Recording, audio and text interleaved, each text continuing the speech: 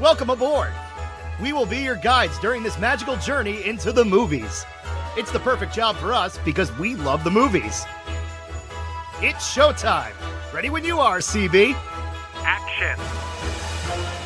Welcome to Monoreel Radio, episode number 381. I'm Sean. And I'm Jackie. And we are here this week to review and discuss Spider-Man Far From Home as we get ready for the much-anticipated release of Spider-Man Brand New Day.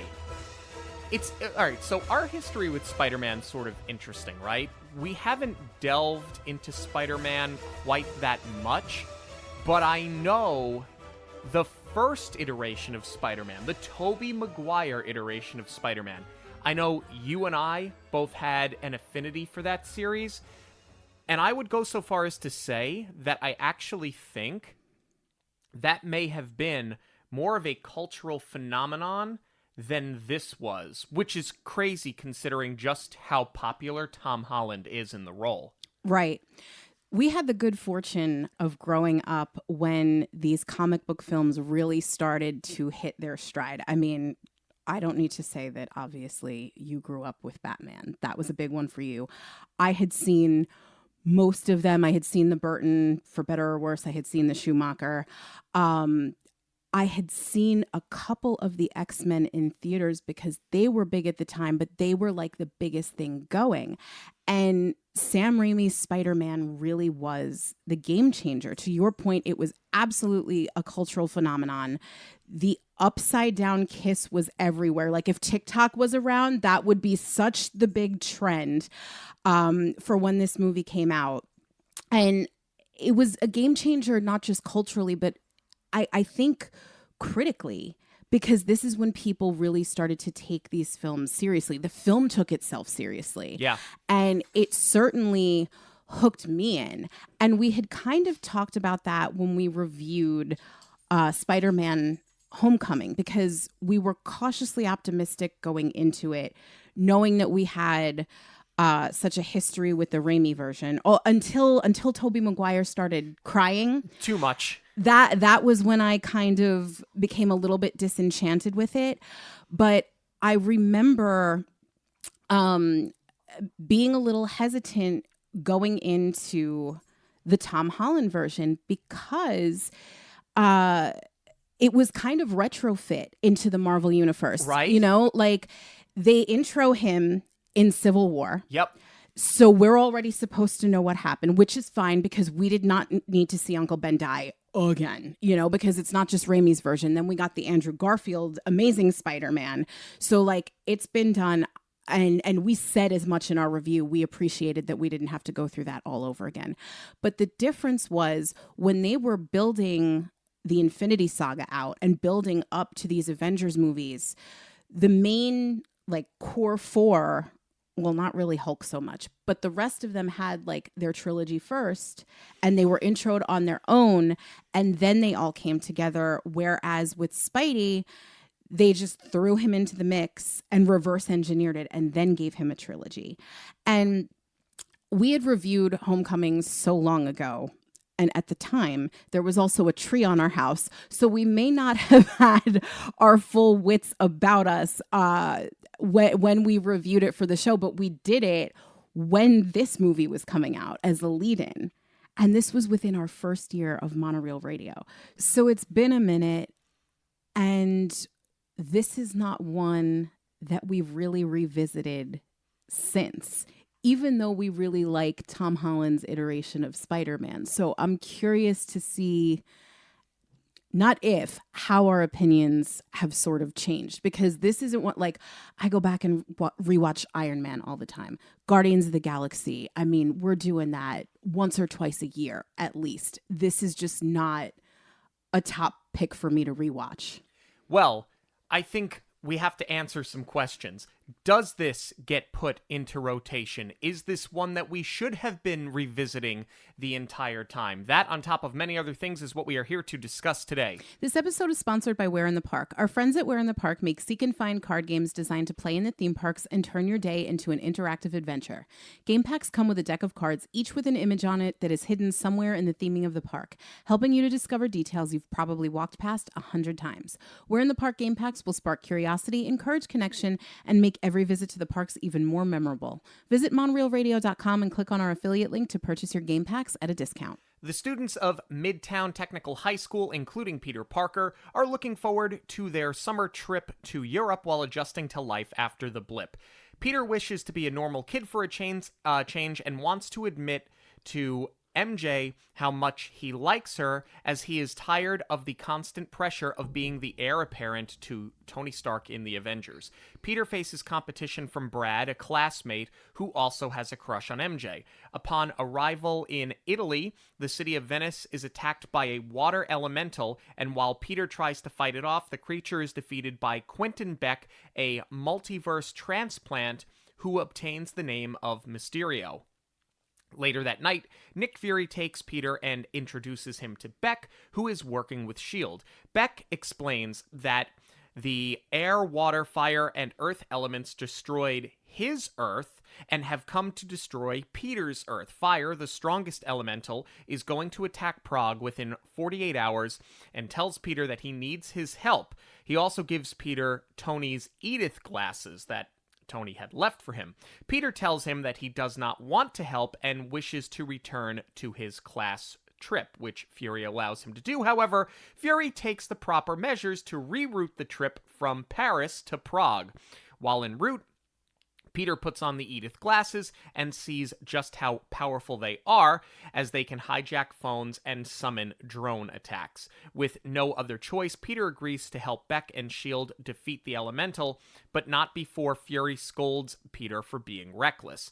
As his classmates attend the opera, Peter sneaks off to protect Prague's light festival from the elemental.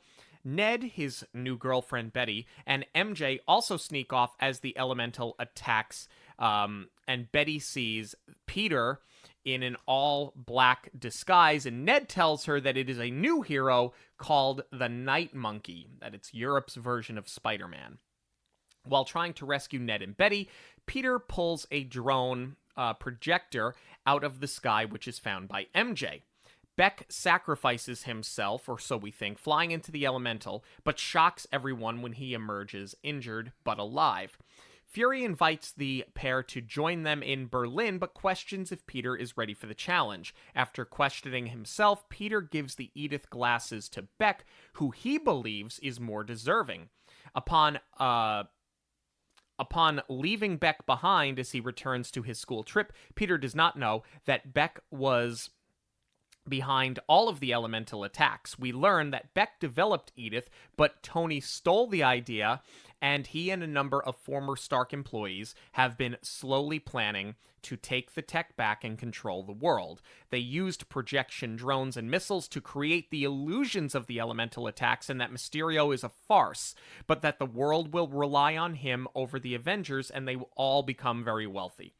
Peter returns to the hotel to hear that their trip is being cut short and that they will not go to Paris, where Peter plans to give MJ a necklace that he bought for her while telling her how he feels. Instead, they walk through Prague, where MJ accuses him of being Spider-Man. He initially rejects the idea, however, upon seeing the drone that she captured, he sees it malfunction, and it shows one of Beck's projections. After this, Peter confirms that the elementals are fake and that he is in fact Spider-Man and made a mistake by giving Beck the glasses. Beck and his people learn that a drone is missing, and using satellite images, they see that Peter and MJ have found the drone, making them his primary targets. Peter and MJ tell Ned about Beck, so Peter leaves to go to Berlin to tell Nick Fury what has happened. Peter tells Fury and Agent Hill about what he had found, but it turns out that these were all projections, and he exposed everything he knew to Beck. This means that Peter questions everything he sees and puts the lives of his friends in jeopardy. Peter is hit by a train and ends up in the Netherlands, where Happy Hogan retrieves him. They go to London to intercept the school trip and defeat Beck. While on board the Stark jet, Peter develops a new suit to defeat his new threat. Beck works with S.H.I.E.L.D. to detect this new threat in London. However, Happy calls Fury and through a coded message tells him what is happening. The Elementals join together as one and attack London. Peter and Happy arrive and Peter begins to destroy the drones and the projections. Beck instructs his crew to kill the projections so that he can control the public's perception of the event while he sends his drones to kill Peter. Peter fights back, and as he does, one of the drones accidentally shoots Beck. Peter takes Edith back and calls off the attack. Beck's dying words to Peter are that people will believe anything. MJ and Peter reunite, and MJ kisses him.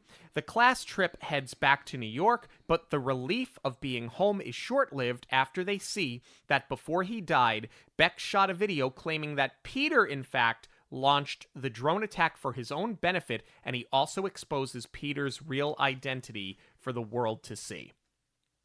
Okay, so you mentioned it before. We don't have the reset of a trilogy here. And I know that this film came out years after Civil War. But there's always been something to me that always felt like, as much as I loved Tom Holland in the role, and as much as I loved Spider-Man Homecoming, that we were kind of in the middle of a major character setup. I feel like, without giving too much of my review away, I feel like this movie, more so than any of the others, really does build this character out. Yeah, I feel like this film, more so than Homecoming, is the equivalent of seeing the radioactive spider bite, where he does take ownership of, okay, I am going to become this superhero. There's a very specific scene where that happens, so we'll put a pin in that for right now, but I do agree with you. To me, the reset comes from this short scene before the opening credits with Fury and Hill. It's nice to see that we're starting with them. I think it really grounds it and cues us into where we are in the timeline, because Spider-Man is historically sort of a reset movie. Because with Homecoming, this is the first time we're really seeing the Avengers after the attack on New York City.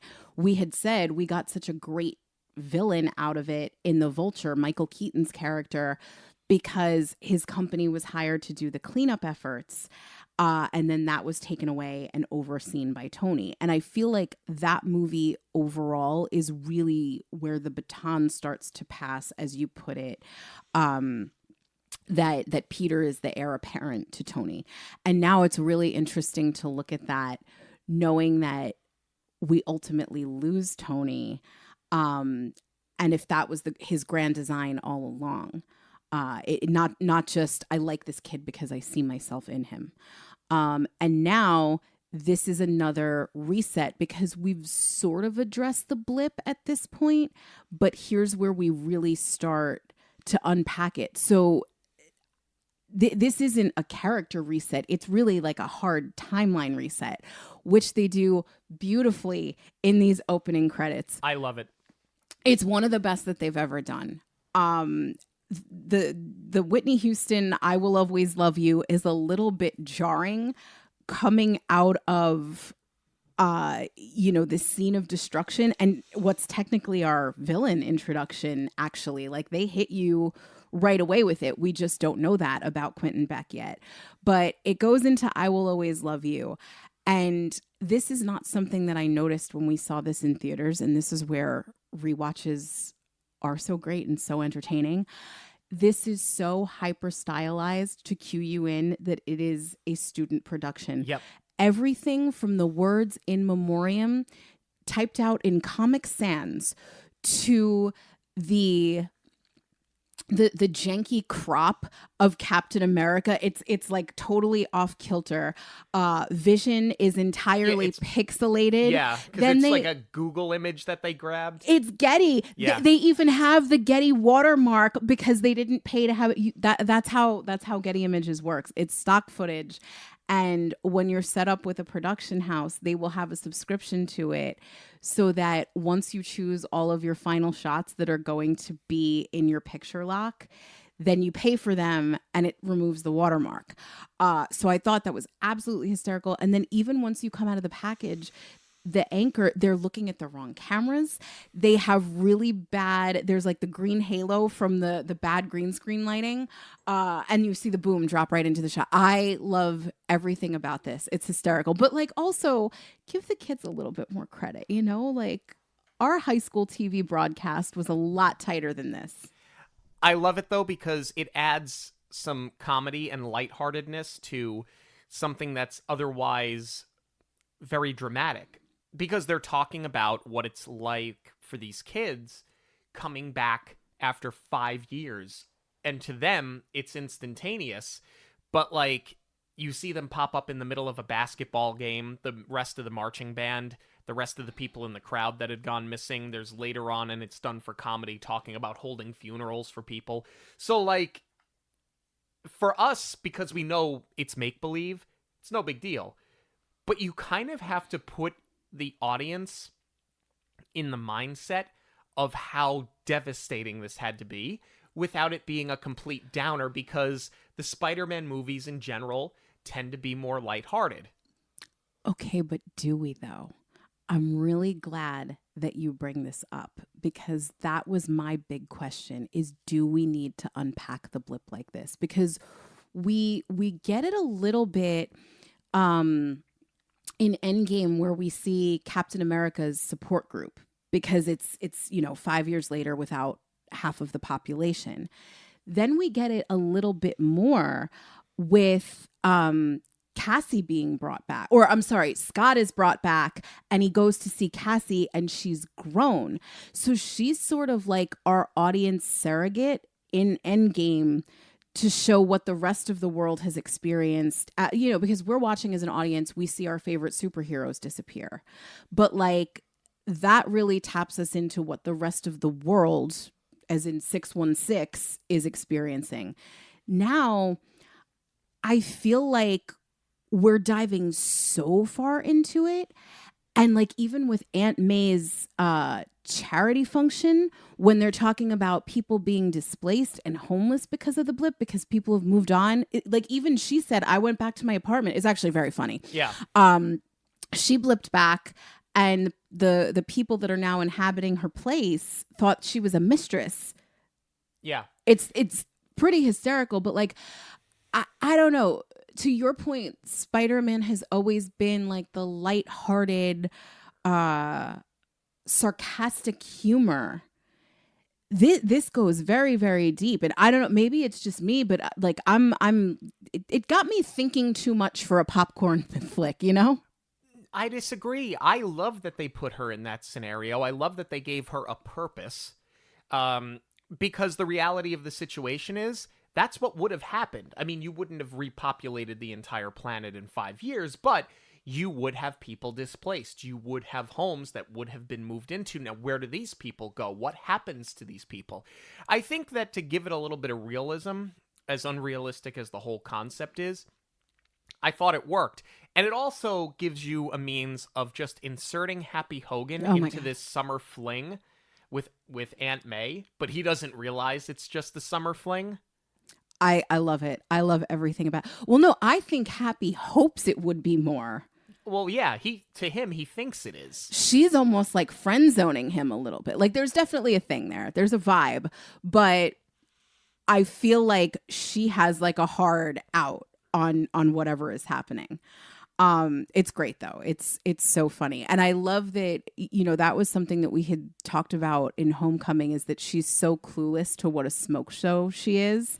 So I appreciate that instead of turning that into a runner and dragging it out where everybody just keeps hitting on her, you flip it that now Happy is sort of punching above his weight class. Let's call it what it is. I mean, I love that John Favreau thinks that highly of himself, where he can pull in one movie both Scarlett Johansson and Sofia Vergara, and now it's Marissa Tomei. If you've never seen Chef, you don't understand the reference, but go see Chef. I love that we're taking it overseas. I love that Peter just wants to be a part of this school trip. He wants to be a normal teenager, and he's starting to deal with all of the pressures that a normal teenager deals with. Okay, so this is where I'm going to disagree with you. And this is where my opinion really started to change. Because as I said, we don't revisit Homecoming very often. And I did a rewatch of it before watching Far From Home, because really all I remembered was Michael Keaton's villain and the Washington Monument.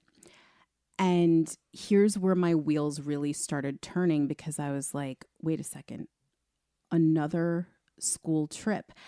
And, you know, I think part of that with the school trips is to reinforce how young Peter is story-wise. I think production-wise, a lot of this has to do with budget and it being very expensive, not just to shoot in the US, but specifically in New York. You know, this is when, by and large, Marvel is shooting in Georgia, and now they're starting to take it overseas. And this is where I really started to bump on it, because obviously Spider-Man is the kid from Queens. And they make such a big deal of that when he meets Captain America. Oh, Brooklyn, Queens, we're neighbors, you know? But I think what I really started to realize was that what I like so much about the Sam Raimi version is that New York is a character. And, you know, maybe a little bit of that is my bias because we were born and raised there. But when you think about other movies that take place in New York, they always lean into it. New York is a character in and of itself. Like even something as simple as Teenage Mutant Ninja Turtles, they're leaning into the setting. And I realized that I so missed that about this iteration of Spider-Man. And I don't think that that has anything to do with the fact that, you know, we're thrown in and he's thrown in during Civil War and we didn't get a trilogy build into it. I just think it's that with all of these trips, you keep ripping us out of such a quintessential part of the movie and the character. Like, and I know they're in kind of a bind because you can't do a straight retread of the Raimi version. Like, you had the scene on the bridge with the cable car in Tobey Maguire's version, right? We'll get into it later. We have another bridge scene here, except it's London. That very easily could have been Brooklyn. You know, in Homecoming, we get a little bit with the Staten Island ferry. We get a little bit of New York with Coney Island at the end where the plane crashes, which, by the way, that wasn't something I realized until I did a rewatch, how in poor taste that was. To show a plane crashing against the Manhattan skyline. I mean, like, granted, yes, okay, they crash land into Brooklyn, but still, like, that wasn't something that occurred to me the first time we had watched it. But again, there was a tree on our house. I was not thinking clearly. Yeah. You can go back and listen to that episode if you're not understanding the reference. Like, it's not a reference. It's a thing that happened. It was the first time we actually used the hand record. It was like a precursor to Dockside Chats. Yeah, basically, but a lot less fun. But anyway, point being, I miss Spider-Man movies that take place in Manhattan. So my very quick response to that is you can't keep destroying Manhattan over and over and over again. You need to take it somewhere else. Jersey. Yeah, but you've already done that with Wanda. So you need to move past that. You and Marvel. Because everything that's happened with the Avengers has become a global scale, and it's only global when you consider Earth 616. Forget going into different galaxies with the Guardians, forget all the mythological stuff with Thor. Now we've got a multiverse. You can't keep going to the same setting over and over and over again when you've already established so many other settings. I think using Peter wanting to go on a school trip to blow off some steam and be a normal teenager for a while, I think that's a good, and I think it's a reasonable jumping off point for getting us out of here.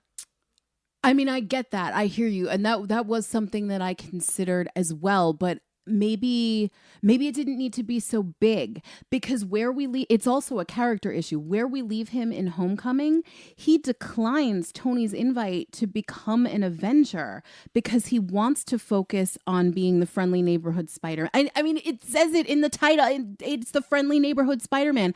Put him in the neighborhood. Focus on smaller crimes. There were so many other ways that we could have done this without destroying Manhattan, Brooklyn, Queens. And you still could have had a big villain, but it didn't have to be a big CGI villain. I think you still could have had this character just on a smaller, meaning Quentin's character on a smaller scale. Speaking of, because before we actually get on this trip, there are a couple of other inconsistencies. There's a couple of really great callbacks too. Like for example, Peter is ghosting Nick Fury, which is really funny because in Homecoming, he can't stop blowing up Happy and Tony's phones. And now he's ignoring calls. I love the Peter tingle. I think it's so funny that Aunt May named it that. Here's my gripe, though. With Homecoming, it was the decathlon trip. So I'll buy a school trip in that regard because you're going to go to the nation's capital. Okay, fine. Like, it even worked as far as the villain because Vulture can fly, so he can travel a distance, and he's got to have the warehouse out of state. Like, okay, fine. I'll give it that one. But why is this a science trip and not a senior trip? I know this is like minutia, but I really bump on it though, because you're going to Europe and you're not doing anything sciencey. You're doing artsy things.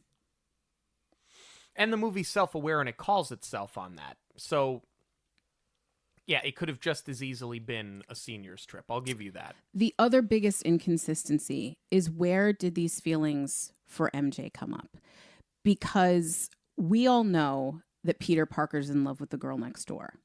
And in Raimi's version, she's quite literally the girl next door. And that's why he has so much trouble, other than that Mary Jane is really popular. It's why he has so much trouble talking to her, because they are friends.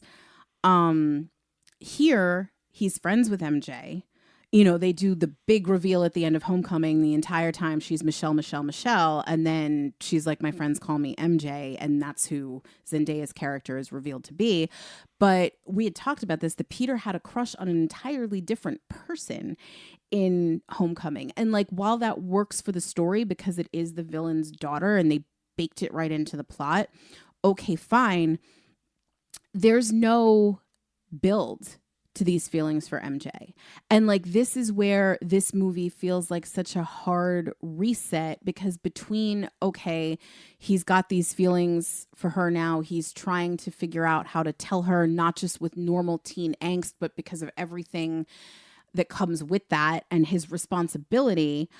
And then later on, we're going to see him build his suit again.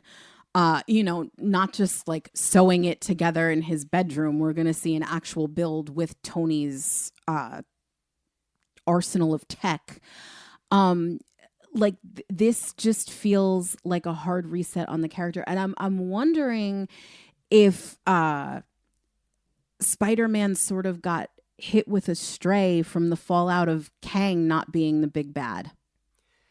But this is what I'm saying, though. This came out before the whole Kang thing even happened. Before the controversy. Oh, yeah, no, this was you're before right. that.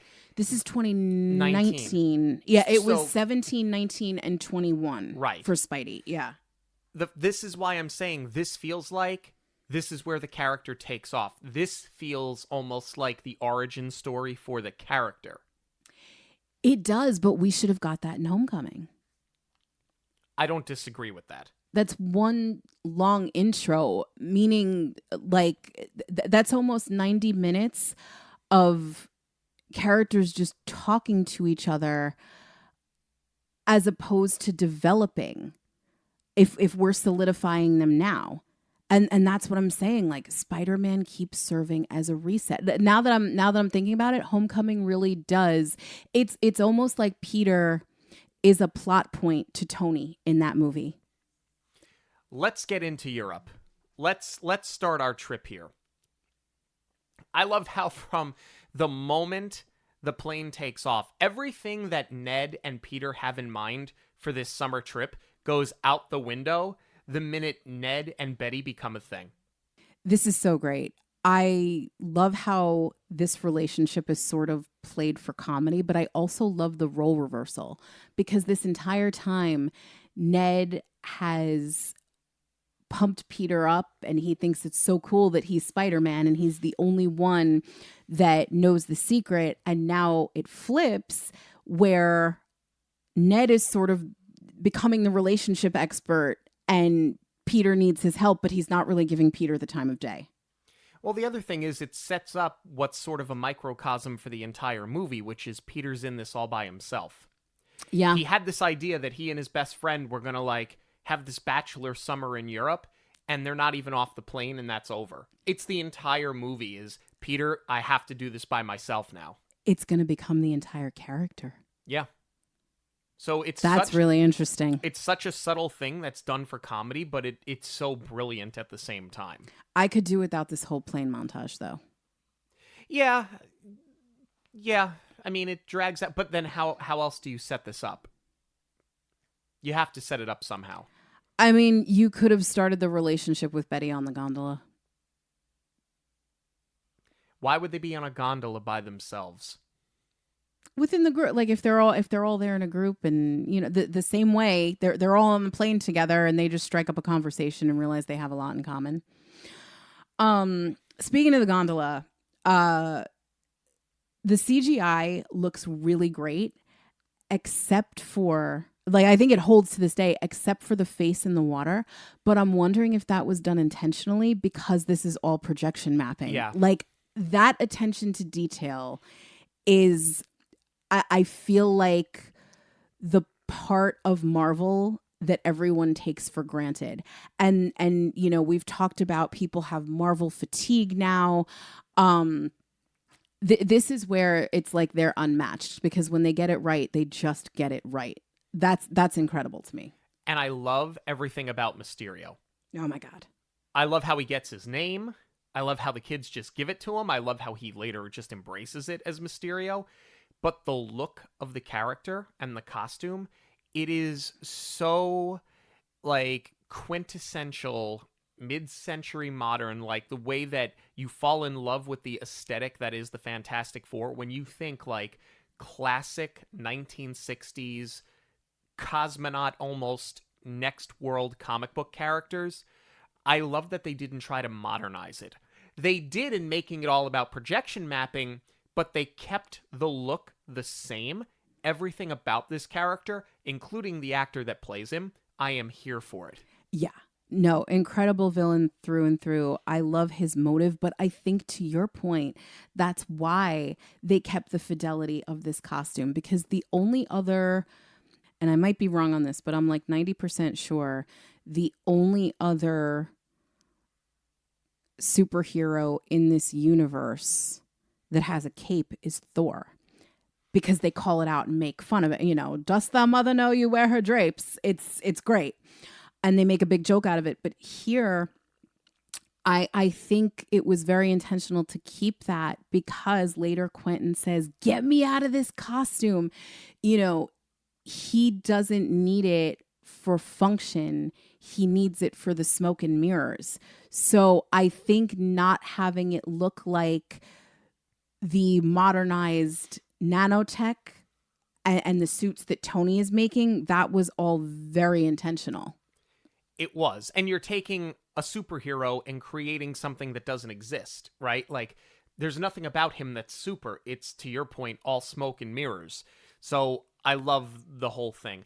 I also love anytime we get Nick Fury, but this is just Nick Fury at his best. This is like quintessential Nick Fury. From the moment he shoots Ned with the tranquilizer, from the moment he threatens to shoot another person that knocks on the door, to the moment he hijacks their trip. This is, in like 7 minutes, some of my favorite Nick Fury of all time. It's one of my favorite scenes in this whole movie.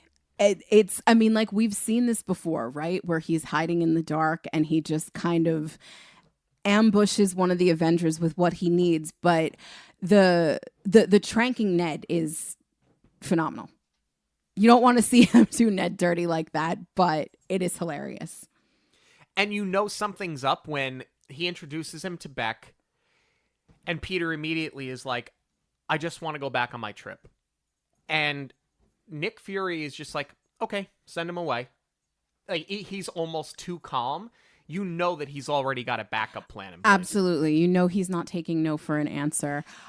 This is also one of my favorite Fury lines, because when Peter starts questioning everything and if he's the right person for the job, Fury goes, "Be pleased, you've been to space." Oh my God. That had to be improvised.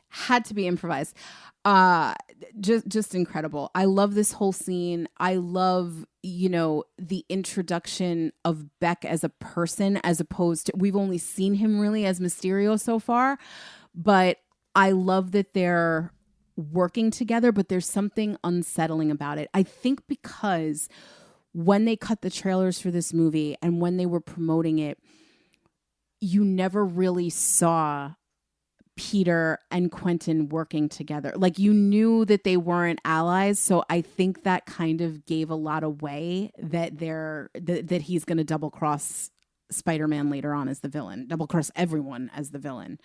I love the elementals too, even though they're all fake. Like, it's a very legit backstory. And I like them as big bads too, that they can be controlled and then come together like a Power Ranger. I think this is all great.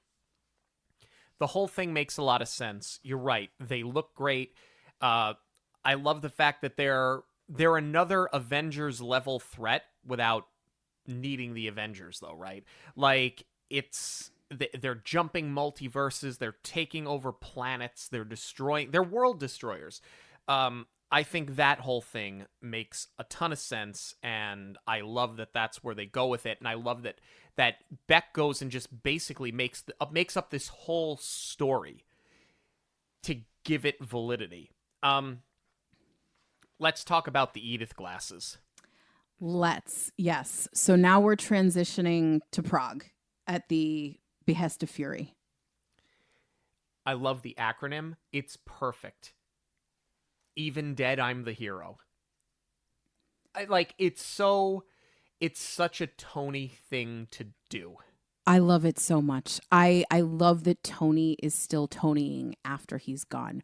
You and I were obsessed with these glasses. I can't remember if they released them after Iron Man 3 or if it was with this, or it might have been one of the events. I don't know. They released the Ediths, not techie Ediths, but just the design of the sunglasses, and I immediately bought a pair for each of us. We still have them. We got to wear those to the parks more. We have to, where we have to wear them? To Avengers Campus. The glasses have to be together, because I remember wearing mine on the one trip, and then I never saw them again. So they have to be together, one would imagine. Nope. Oh. I have a whole drawer for my sunglasses, so I don't know where yours are. Oh, I don't know. We may have lost them in the move. It is completely possible. Okay, well, I still have my Ediths. Now that I'm thinking about it, though, I'm wondering if at this point they knew what they knew about what they were going to do with Victor Von Doom. Like, I'm trying not to bleed into where we are with Marvel now, because this was so long ago. But even dead, I'm the hero. And then we get the flashback to when he was developing this tech once Beck does his reveal later on. I'm wondering if they're going to keep, pulling from that. I don't think if everything hadn't happened with Jonathan Majors, we wouldn't be getting Doomsday. I don't think that this was planned that far in advance, quite honestly. For as much as I love the Ediths, though, and this scene is very funny. They pull over on the side of the road. They have to get him a new suit, which ends up being the Night Monkey, which I love. It's hysterical. And you get a picture where Peter looks to be in a very precarious situation. He literally gets caught with his pants down. The rest of this scene with the drones feels like a complete retread of Homecoming, where he didn't take the time to learn the training wheels protocol of his new suit. And now he doesn't know how to use the Ediths, and he's just flying by the seat of his pants. I mean, that is sort of the character, because he's not cocky.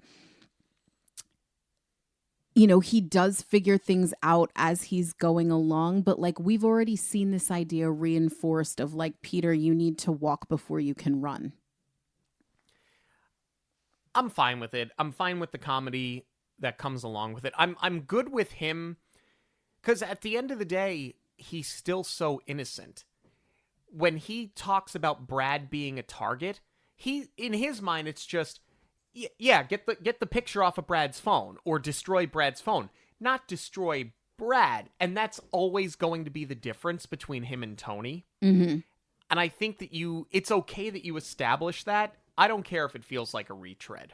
I don't think it was done in Homecoming. It's more done out of necessity meets impatience. Here, it's just an honest mistake. I do also love the shot of him coming up out of the bus and like flipping off of it to destroy like that all looked very, very cool. Then we get this great scene where Peter and Quentin have a heart-to-heart where they're just sort of venting to each other. Like I don't know if it's because Tom Holland and Jake Gyllenhaal just had like incredible chemistry on and off set. I think a little bit of it is intentional character-wise, because I really don't think that Quentin wants to hurt him. I think he does genuinely respect Peter Parker. Yeah. But I love that the gloves are off during this scene and they just like level with each other. It's such a great little scene. You're talking about the scene in the fake bar. No, that's the reveal. This is when Peter is just sort of questioning everything, and it's, I want to be a normal kid. I want to tell MJ how I feel. He's like, I just want to go to Paris and kiss the girl and tell her how I feel, which later Quentin very much uses against him. Right.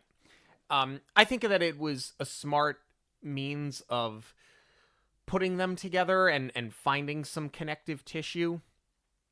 Because I agree with you. I don't think that Quentin dislikes Peter. He'll kill him if he has to, but I legitimately think he does not really want to hurt the kid.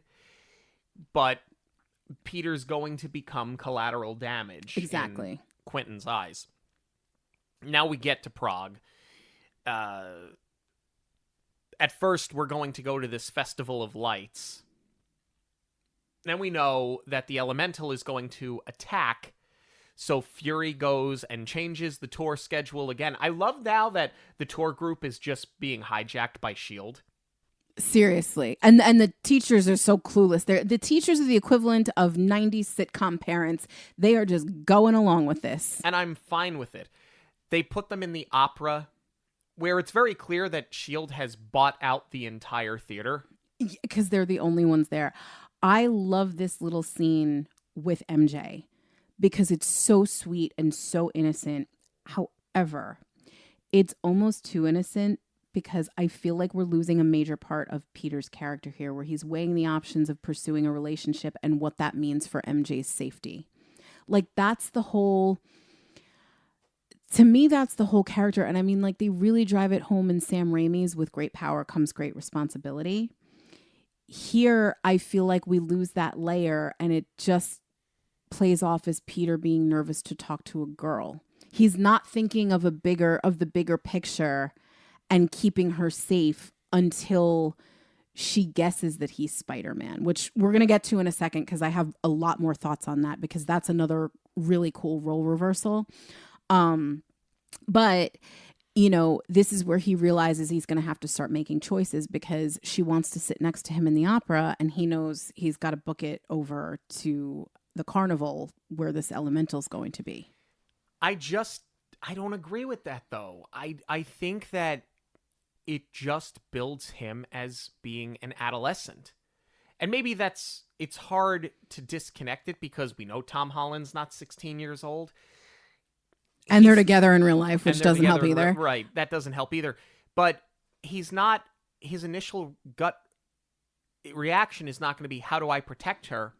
In his mind, he already did what he had to do. He just wants to be the neighborhood Spider-Man that, like, stops the purse snatcher. That in his mind, that's his purpose. Yes. And I think that's what I have such an issue with, is because in Civil War, he couldn't wait to join them. Mr. Stark, and he's fanboying over everybody. Like, that to me is this version of the character that wants to join so badly, but is not quite adept yet. And that's what Tony tries to get him to that point in Homecoming. And then that's his arc of that movie. So there is a bigger arc than I was giving it credit for, but he does turn it away. So to your point, yes, that is his way of being like, I just want to be a normal teen. But I mean, like, you're in it. You're in it now. There's no way out of it. Well, he knows that now. He didn't know that then. But that's the point that Fury's also been trying to make. You can't just ignore my calls, kid. Like, you're in this. It doesn't matter what you want or not. So step up, like everyone else did. Let's talk about the attack on Prague. Ned and Betty have snuck away. They're on the carousel. MJ has snuck away because they've seen that Peter has snuck away, and they want to go to the festival. They just want to go do the fun thing. See, this is where I feel like the ripple effect of knowing Spider-Man's real identity works really well. I mean, granted, they play it for comedy here, but like, this does affect Ned, because now Ned is trying to have a relationship. He obviously can't be like, oh yeah, that's Peter down there. And he also can't reveal that it's Spider-Man, because then they're going to put the two and two together, that Peter keeps, you've never seen them in the same room before. So he comes up with this Night Monkey alter ego. It's hysterical. And then you hear Night Monkey, help us. So funny. Yeah. So the desperate cries for Night Monkey. So funny. It's funny. And then it plays off later when Peter gets to Berlin and he jumps off the train and the woman sees him and she yells Night Monkey and she runs away from him. So it's an ongoing gag that works. I love the moment in the fake bar with Mysterio after. I love that the two of them are working together. It's so diabolical that Beck has Peter believe that he's a part of it. I don't think he thought Peter was going to hand the glasses over this easily. I think he kind of like stepped in it and got lucky. Mm-hmm. But I think the scene in the bar, a lot of things are working here. The reveal that it's all fake is fantastic. The reveal that all the patrons and everybody working in there are just Beck's people, that works. But specifically the writing, the directing, and the acting, the two of them together, as you said, their chemistry's off the charts. I remember being straight up gagged when we saw this scene in theater. Like I said, I knew you couldn't trust Beck at this point, but never in a million years did I expect this Ocean's 11-esque reveal. And then I love that we get to see it. I love that we get to see how he's putting this together and like basically directing it like it's a television show. It all works so well. The only thing that I bump on a little bit is, his team of scorned Tony employees. He's revealing them one by one and how they have a relationship and why they're so jaded. We need that. We need to learn that he hasn't just formed this band of misfits because he's not a criminal.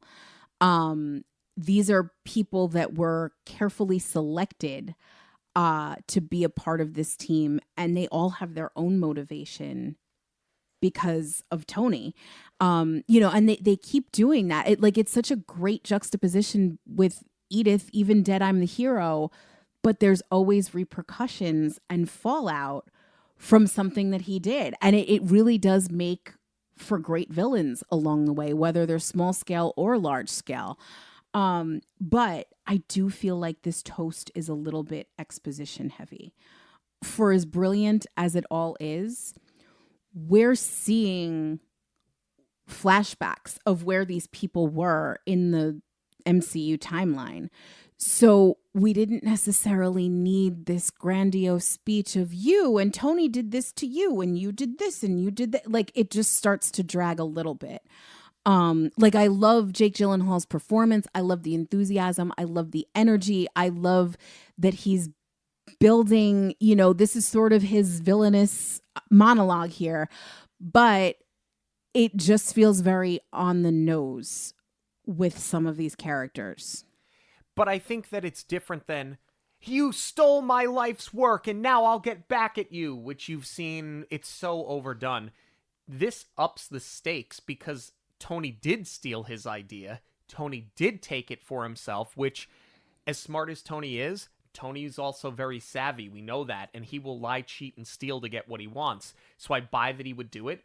But the fact that he called it barf, and he got so upset that this is my life's work and this is what you called it, it's so disrespectful. And then just to fire him so that nobody knows what's going on. And you just take all of these scorned employees that have such a history with Tony in the worst ways possible. I buy that they would come together. And it's not just one, like, evil supervillain. Exactly. No, and because he also, that's the thing. He's just a brilliant mind. He doesn't have powers. He can't do this all himself. It has to be this large-scale production to pull this off. Peter gets back to the hotel to learn that the trip's being cut short. There's been too many attacks. The parents don't want them there anymore. And it's almost like a Noises Out with these hotel room doors opening and closing and people sticking their heads out and talk. I love this whole thing. The camera doesn't move, but you see, 6 different characters? I wish they had let it go a little bit more. Yeah, for sure. But now we get the payoff on Peter and MJ, because you get a little, what you think is going to be a little bit of a breather, where he's going to tell her how he feels and give her the Black Dahlia necklace, which I love, by the way, because she's always giving these creepy facts. Like, she did it at the Washington Monument. She's doing it on the bridge. She's like, they used to execute people on this bridge. She always is giving these factoids about the dark history of wherever they are. So he knows that she's going to love the Black Dahlia necklace. I love that as the audience about her character. We've just never seen where Peter learns this about the character. That's what I have a problem with. But again, this is another great role reversal for this iteration of Spider-Man. He never gets to tell her how he feels. And it's not because she jumps the shark and she steps up as the strong female to do it for him. She thinks he's going to reveal that he's Spider-Man, so she guesses. And that completely removes putting the onus on Peter of revealing his feelings, putting her in jeopardy. And it also gives MJ a lot more agency than just being the girl next door and the one who needs saving. Like, this is where it was so worth it to make all of these changes from the comic book story that we know and the earlier versions to give MJ a much more well-rounded character. Yeah, and I love how she calls him out with such authority, but then she admits that she wasn't totally sure and she just got lucky. But the reveal of this projection drone is great. Cut against one of my favorite scenes, which is Beck and his people in a warehouse literally doing like a dress rehearsal for the next attack. Yeah. And fine-tuning the destruction and fine-tuning the drones and fine-tuning the weapons so that everything is flawless. I love this whole thing. Me too. I wish we had gotten to live in this scene a little bit longer, but this is what in particular reminded me most of Ocean's 11. And it does give it a little bit of like a heist quality to the movie. I love it. I love the whole thing. I want to talk about the brilliance that is Berlin. I love everything about Berlin. Peter gets there. Fury picks him up. He tells him everything that he knows. Hill disappears. The facility disappears. Beck shows up and shoots, he shoots Fury. He goes after Peter, and he puts him into, like, almost this multiverse of madness. But he hasn't left this warehouse that he's in. It's all these projections, and Peter starts questioning every single thing that he sees, up to and including Beck being arrested by another fake Fury, all so that he could finally give up everything that he knows, because he wouldn't say it the first time, because he's borderline hysterical. That is my exact note, that this feels very multiverse of madness. And the irony that that was directed by Sam Raimi and they didn't give him this one. I mean, again, you're not going to do a total retread, but I'm wondering if that was ever a conversation to have him direct one of the new iterations of Spider-Man. But to your point, I do love this scene. I love that Peter can't trust anyone or anything anymore, which is Beck's like dying words later on, because this is all, it's all a manipulation. And then it's very jarring how they come out of it. That train is harsh. And it brings him all the way to the Netherlands. Peter wakes up in a jail cell. The irony of the people of the Netherlands being more friendly than the friendly neighborhood Spider-Man. But I think that that's all, again, intentional, because Peter wants to be the friendly neighborhood Spider-Man, but he has to question everything now. Right. And I love how that pays off when Happy comes to rescue him. And he goes, "Tell me something only you would know." And you get this whole, basically, you ordered a dirty movie in the hotel room on pay-per-view, and I knew what it was because I recognized the name. And immediately Peter's like, "Okay, it's you.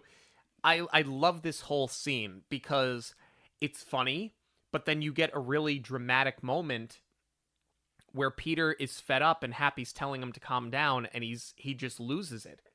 Because this whole time, it's well placed with this emotional outburst that Peter has, because the whole time it's been just trying to deflect, trying to stay calm, trying to deflect, trying to stay calm.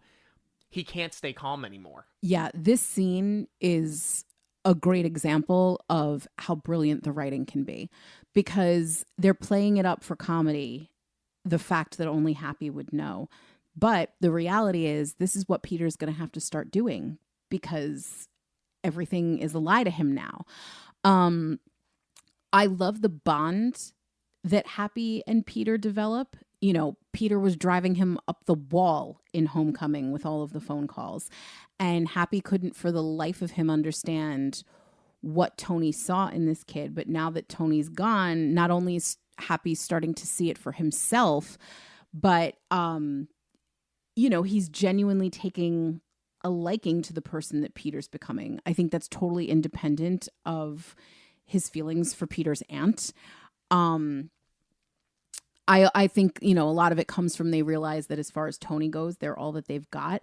And I think that Happy also recognizes that he is a rare father figure in Peter's life now, because he doesn't have his parents, which I kind of love that they never address. Like, we don't need that.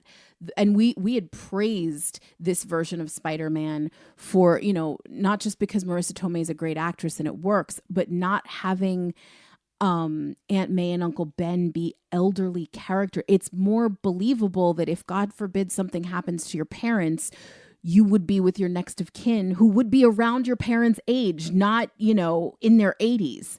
So it works, it just reinforces what a smart choice that was here, because we know that Uncle Ben is gone. I'm glad we don't have to see it, but I'm glad we also don't need to waste a lot of time with exposition of why Happy wants to step into this role, completely independent of Aunt May. So now we're on the Stark jet, and Happy's happy that he's seeing somebody use this equipment again, as Peter is building out his new uniform, his new costume, right? His new tech, because it reminds him so much of Tony. And you can see that Happy misses this part of his life. Absolutely. No, and this is where I was like, okay, here is the Spider-Man we've been waiting for. This is what I was talking about earlier that I wanted to put a pin in. To me, this is the equivalent of this version of Peter Parker being bit by the spider, because now he knows what he needs to do. Now he's going to hone everything that he's learned as far as the tech and his own strength and really start to harness it. Now we get into London. The school is there. The tour group is there. And now it's time to kill all of them. Yeah, we missed a great joke, though. When Peter, and this just, it's a sign of the times. It shows his age when he says, I love Led Zeppelin, when it's in fact AC/DC. Let's get to the attack on London. Beck has brought them there to kill them because they know the truth. And I love when Happy tells Peter to stay sticky. I love this whole sticky thing now is a thing. Yeah. Because Peter has used that when he met Beck. He goes, I can help. I'm really sticky. Yeah. And Happy referencing the Peter tingle is great, too, because obviously that's something that May told him. I also love Happy's call to Fury. The nonsensical code. And I love that it needs no explanation. Like, all you need is that look of the look from Fury to Hill to be like, oh, okay, we got to step in here. You know what, though? My biggest takeaway is that Fury wants nothing more than to protect as many people as possible. But knowing that he needs Peter to get there and they can't do it by themselves, he has to sit there on his hands and watch this happen until Peter gets there. And I can't imagine what that must be like for Fury. Yeah, because he is the action guy. He's the one who always shows up with the aircraft carrier in the nick of time or whatever it is. Well, that's the thing. He knows he's questioning Beck at this point, but he doesn't know the full capacity of what's happening. So that's kind of why he has to sit on it. The only thing that I bump on, circling back to your stay sticky comment, we have seen this before.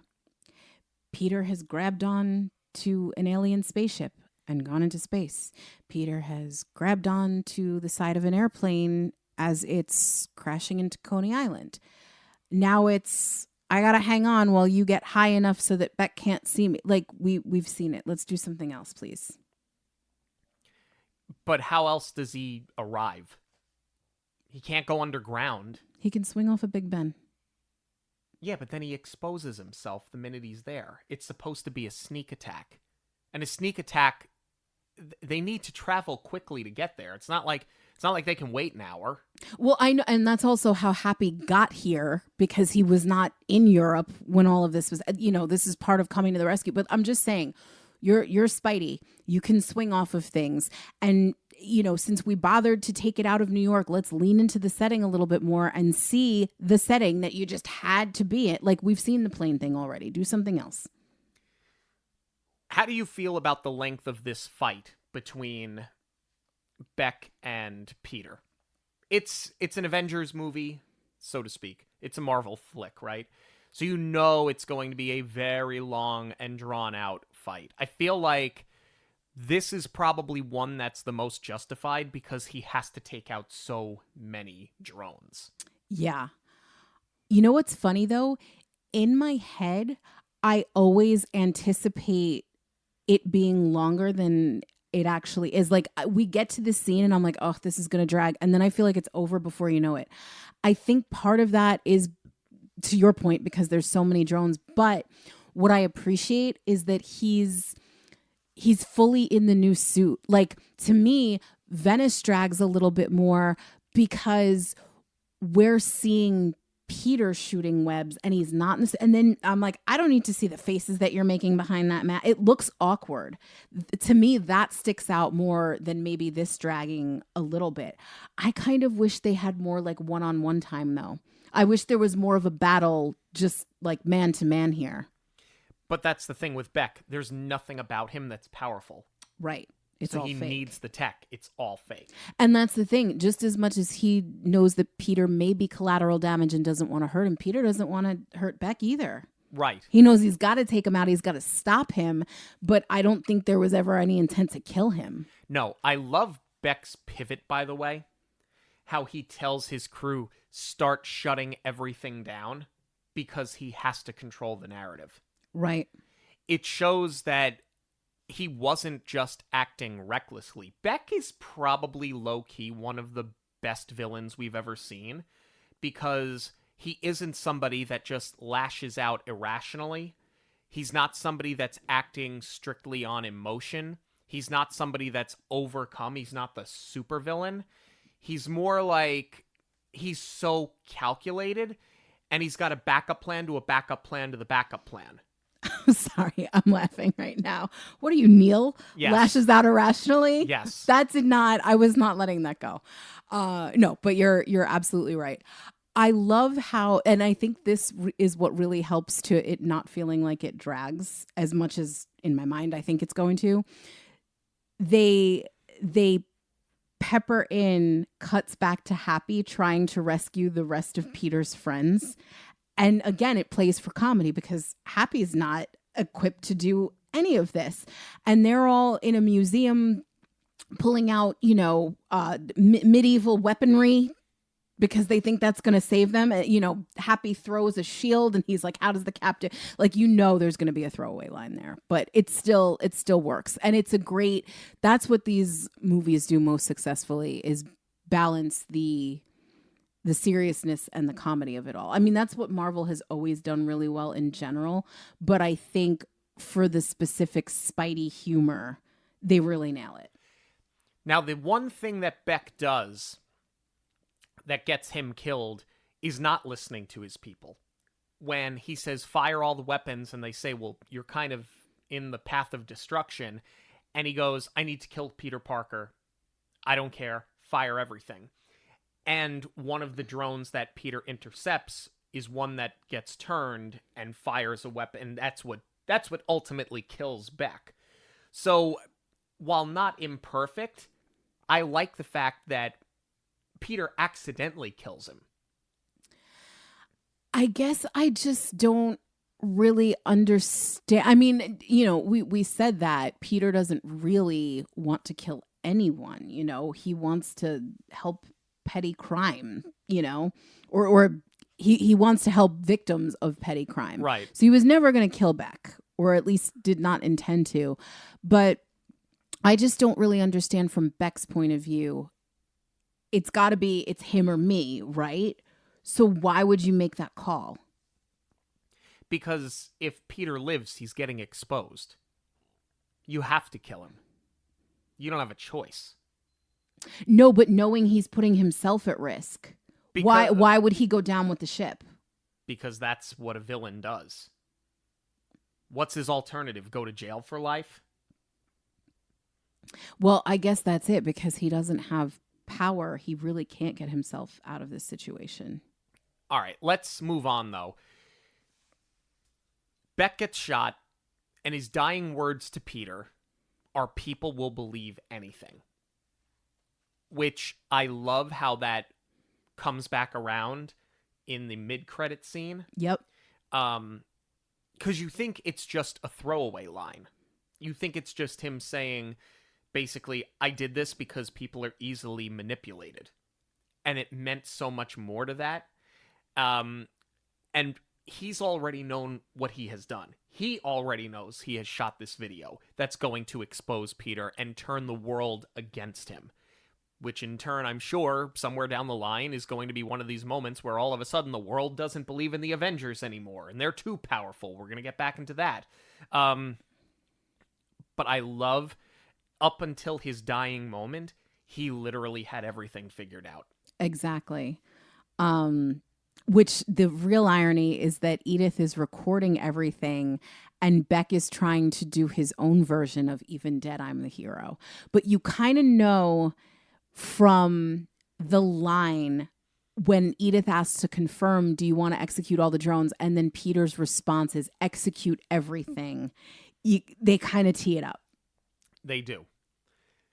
Now you get a bridge scene with... Could have been Brooklyn. could have been the Verrazano, could have been a whole bunch of things. Oh, yeah, that's what people want to see, the Verrazano Bridge. No, that's what you want to see. There's a lot of bridges to choose from. You could have done, okay, so we did Brooklyn Bridge in Raimi's. There's the 59th Street. There's a whole bunch that you could be doing. The White Stone. You want the Throg's Neck, too, while you're at it? Sure. Oh, my God. Just put it back in New York. Nope, didn't need to do it. They took Ghostbusters out of New York. Why can't they take Spider-Man out of New York? Because they did it already. That's my whole point. They did Washington in the first one. And he made the decision to be the friendly neighborhood Spider-Man. Put him in the hood. MJ kisses. I got nothing else. MJ kisses him. To be expected. Because I don't want to talk about this bridge scene anymore, because clearly you're triggered by it. Okay. We have built to this kiss throughout the entire movie. Like, could we have not scarred up his face anywhere else but his lips so she can, like, actually kiss him? Especially, like, now that we're giving it to the strong female character and she's taking lead and she's the one initiating. Like, he's bleeding from his lips. We couldn't have put that anywhere else so that we can actually get the kiss. Although what I do appreciate, though, I'm glad he's not hanging upside down. I'm glad we didn't go that route. Let's talk about the mid-credit scene. Yeah, because this is so integral to the plot. This isn't like teasing the next movie. We do get that. Everybody was blind to it. You got the Fantastic Four. Not Easter egg. I mean, it's in plain sight right there, and everybody missed it until the trailer came out. The only thing I bump on, for as well written as this movie has been up to this point, Peter says, "I've got a date," after he grills May and Happy about their relationship. And then we see them swinging through Manhattan, and then he's like, "All right, I'll see ya." He literally drops her off on a corner. They didn't actually go on the date. All he did was swing her around for a little while, which she's not liking in any way, shape, or form. This isn't even like after the date. It's just, I don't know. That was a swing and a miss, no pun intended. But what it does tee up really well. I love that they're playing this video of the newscast outside of Madison Square Garden. I love that we get J.K. Simmons to reprise his role for the Bugle. Yep. That's a nice carryover. That's a nice hat tip. It's the one character that you can keep bringing back, that it's not going to really impact anything story-wise. I just remember, and I forgot that this is what happened in the mid-credits scene, admittedly, because to the point you made before, it's not one that we've revisited a lot. I remember the feeling I got in my stomach when he exposes Peter and puts his face on the screen. Yeah. I mean, part of me is like, what's really so bad about it? Everyone knew who Tony was. Everyone knew who the Cap was. Like, everyone knew Natasha. Everybody knows who the real identities of the Avengers are at this point. But that was always such a big deal with Spider-Man, was Peter Parker doing the Superman thing. You can't reveal the true identity. But like, is it all just because he's not out of high school yet? Is it all because he's just a kid? Because part of me was just kind of like, all right. So it's like the rest of the Avengers now. Everybody knows the real identity. Great. Let's break down a couple of members of the cast here, because we've talked so much about this cast, whether it be from Spider-Man Homecoming or any of the other Avengers films that we've seen some of these characters in. But there's two specifically that we want to touch on. Let's talk about MJ, because we talked about Zendaya in Homecoming, but you said it before. There's Michelle, but her friends call her MJ. And I certainly think this is a much different character than we saw the first time around. Absolutely. I love that she's definitely darker and more edgy. And that she's like obsessed with the macabre. I think that's such a fun twist on MJ. I mean, it is totally the antithesis of the girl next door, right?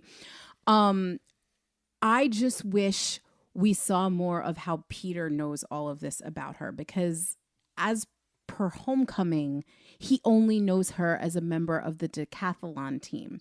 So it's like, how did you learn this about her personality, that she would love a Black Dahlia necklace? Where did that come from? How did that turn into feeling? Like, I just want more of a breadcrumb trail as it pertains to Peter. But otherwise, I just love, like, she's the coolest. I absolutely love this version of MJ. No, and I like that her awkward matches his awkward in totally different ways. Yes. Because we've had some issues with some of the other iterations of Spider-Man where, like, frankly, in Andrew Garfield's case, like, Emma Stone, I totally get that she'd be the popular girl in school, but there was Andrew Garfield, just his demeanor and him being Andrew Garfield, like, that film almost felt like she should have been chasing him. And with Tobey Maguire and Kirsten Dunst, like, you kind of don't buy them at all. No. So, and it's not that either of them are bad. They're both really good in the role, but they just don't seem like they would have come together and been compatible. So this is the one MJ Peter relationship that I actually buy. You'd hope.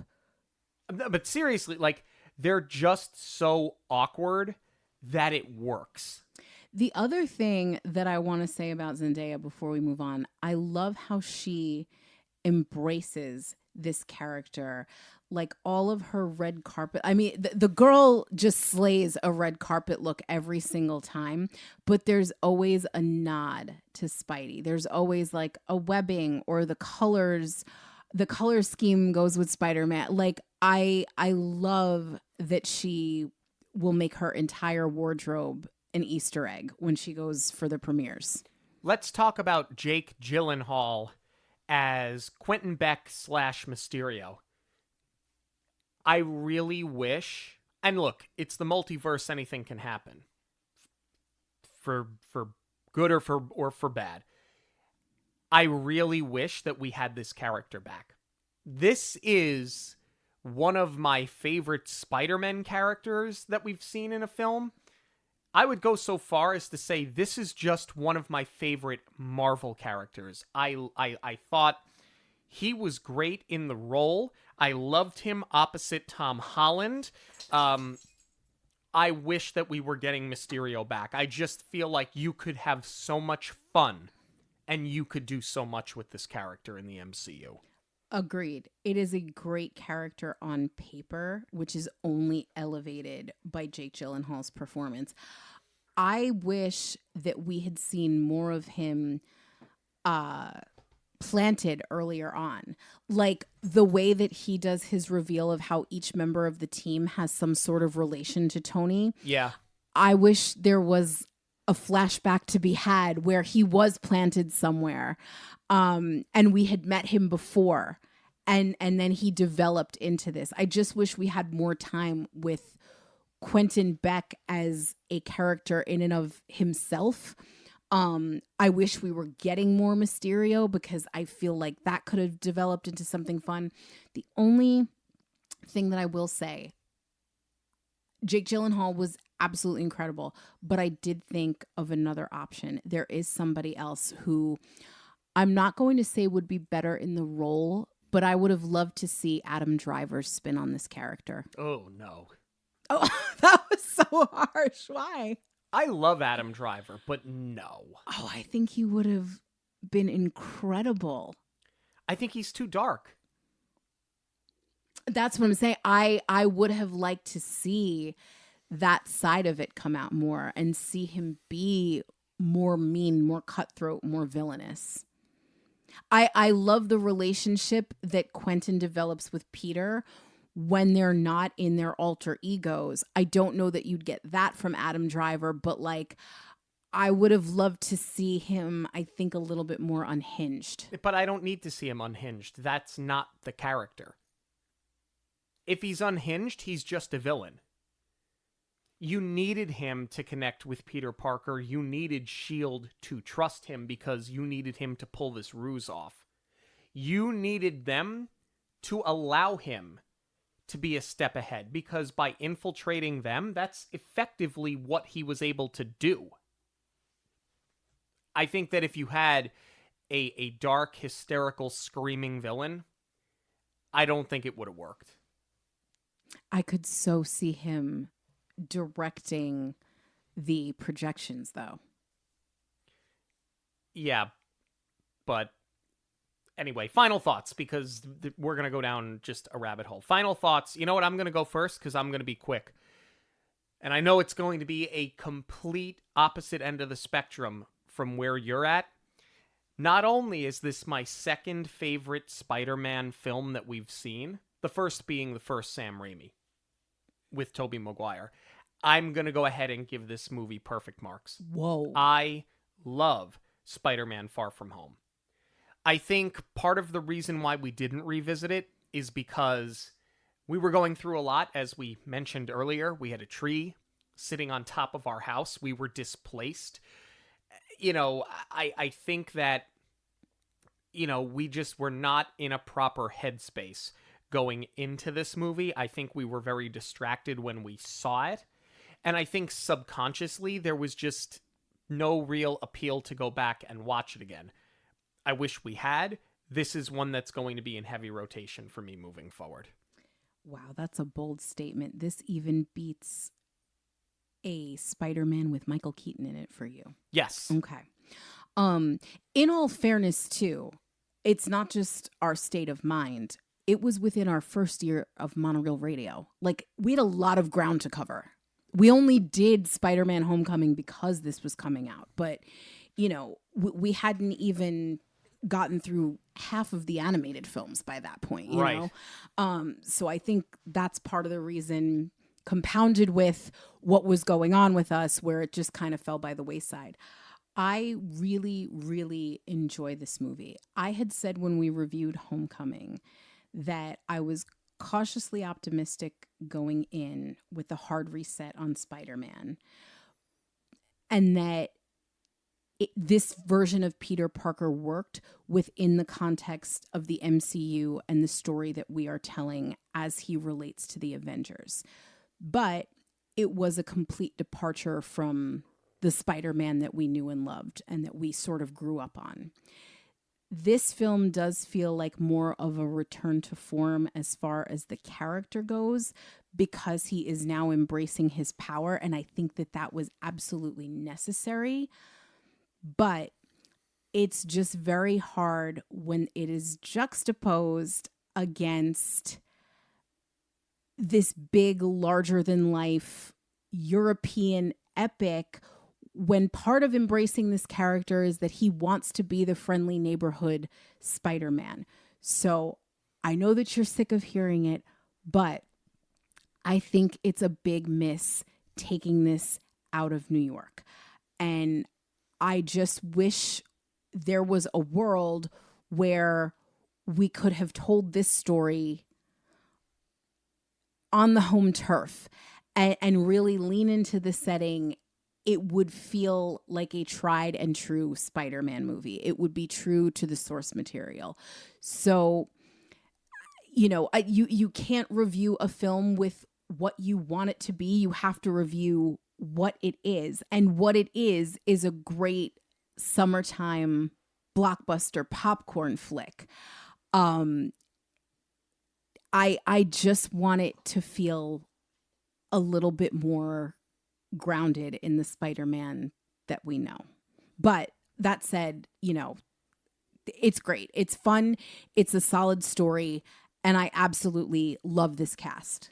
We want to know what you have to say about Spider-Man Far From Home. You can let us know on all forms of social media at Monoreel Radio, or you can send us an email, monoreelradio@gmail.com. News of the week is coming up, but first a quick break. Before we moved to Florida in 2022, Sean and I had been visiting Disney regularly since 2011. Back in the days of booking dining reservations 6 months out, and paper fast passes.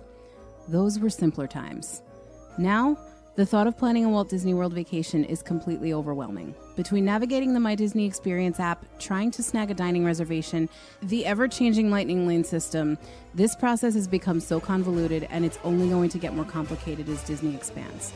Walt said it himself, it's never going to be complete. As your travel advisor, I will take on the stress for you so that you can focus on the magic, those things that made us fall in love with Disney in the first place and keep us coming back. I'm certified by Disney, so my job is to stay on top of all the new information and updates.